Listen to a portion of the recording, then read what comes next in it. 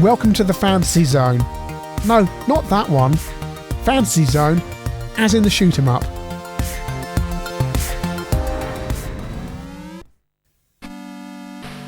Yes, Fantasy Zone is the shoot 'em up game that non-Sega owning people have probably never heard of. There are a couple of games on the Master System, Fantasy Zone 1 and Fantasy Zone 2, which were pretty linear left and right side-scrolling shooters. Fantasy Zone The Maze is the third game in the series, but it's a little bit different. The clue is in the name The Maze. So anyone familiar with the Fantasy Zone games will recognise these graphics here from Fantasy Zone 1. But no, it's not quite like that. And as you can see, it's a maze, and we've got coins, and what we're going to do is in our little ship called Opa Opa, or Opa Opa, I'm not quite sure which, you go round and collect the coins. The bigger the coins, the more they're worth. This is the coin mechanic is something familiar from the Fantasy Zone games. We've got no weapons, but we can buy weapons by running over certain icons as we have there. So we've got a little laser thing I can shoot at the baddies and get more coins. The weapons only last for a limited time, about 15 seconds before they run out, and you have to get another weapon. There's also a red dot in the middle of the screen where the baddies all emerge from. If you touch the red dot, it kills it for a little bit, the energy level in it, and it goes back to 0 before starting to fill up again. There's various power-ups. There's a big wing there that speeds you up. Again, from the original Fantasy Zone games, these were all power-ups that were available in the shop. But it's all been transported into this fast food Dizzy almost, although these guys would never have seen that game, Pacman, game crossed with a shoot 'em up. The quicker you complete a level, the more bonus points you get.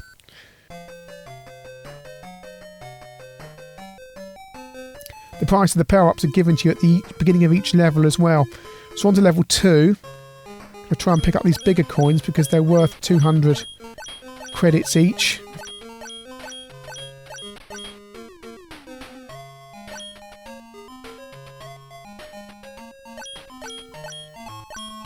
And there we go, I've got a power up there that lets me zoom around the level, and I'm completely indestructible, and anything I touch it dies. As time passes, the large coins become smaller, so that's why you've got to collect the larger coins earlier in the level. We see the red dot there spitting out more enemies. I don't have too many more coins to collect on this level. And there, the red dot, the enemies don't just appear at the red dot, sometimes it spits them out as well, which can be slightly inconvenient if you're in the path of it and close to where the enemy will spawn.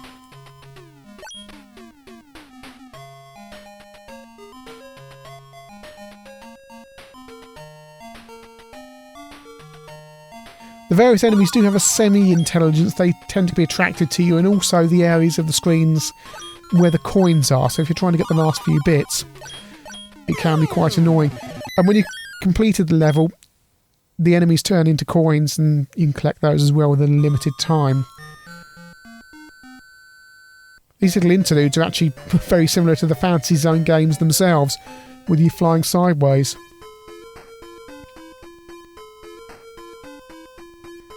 On to level 3 on this first planet, and again just going around trying to collect all the coins and avoid the enemies. Enemies take a couple of hits to kill depending on which weapon you've got. It's quite addictive. It's a fairly decent game. I think if you were a fan of the Fantasy Zone 1 and Fantasy Zone 2, you might be slightly disappointed in the mechanic of this game because you'd be expecting a side-scrolling shooter. But if you can look beyond that, this is a fairly decent game. It's quite addictive. There's a decent difficulty level progression. The graphics are fairly nice, slightly garish, but the Fantasy Zone games are always slightly garish, especially Fantasy Zone 1, which, while it's a decent game, is, to be honest, pretty ugly at times due to palette choices. There's nice tunes that play in the background, different tune for each planet you go to. Just a difficulty level that gently ramps up.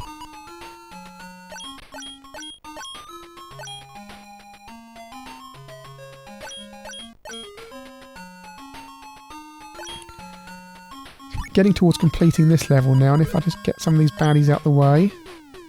Touch that dot. And those last 2 coins. Oh, there's one more coin down there. Oh, can I get that? There we go. And the next level should be a bonus level. The bonus levels you have to complete blind. You get shown it very briefly, and then you have to navigate your way around it without being able to see where you're going, apart from the area immediately around you. And there we go, right. What I have to do is get those coins, and I've hopefully memorised which way I'm going.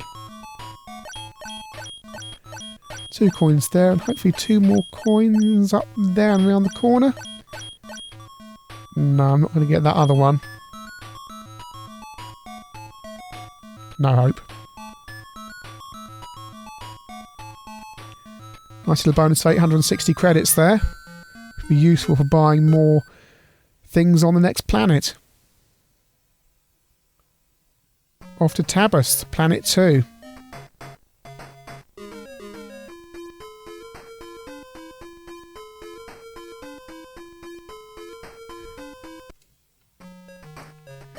Different tune. New baddies to face.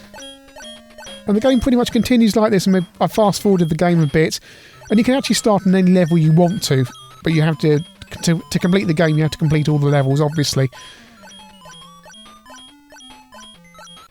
And it really goes from being quite a simple game to play to, by the time you get onto the 5th planet, it's becoming a real hard challenge, which is nice. And what Sega have done is taken a game that would be really good in an arcade and put it on the Master System. So you get that replayability appeal that you get when you're putting 10p's into your arcade machine, which is exactly what you want from a Sega console. The Master System is plagued by so many mediocre ports where you'd be much better off just playing it in the arcade, because games like Space Harrier and Outrun, to be honest, are complete letdowns. And here you've got a completely original game that is good enough. Just improve these graphics slightly. You could put this into an arcade in, you know, the mid to late 80s, and it would suck up your 10p's, no problem at all. Yeah, okay, it's basic. Yeah, it's old hat. But good gameplay always wins out. And Fantasy Zone the Maze has really good gameplay. This is a game you keep on coming back to again and again. Play 2-player mode with your friends. You're not going to complete this game in a hurry. There's plenty of levels, plenty of challenge. I think certainly this is one of the better and probably one of the most underrated games on the Master System.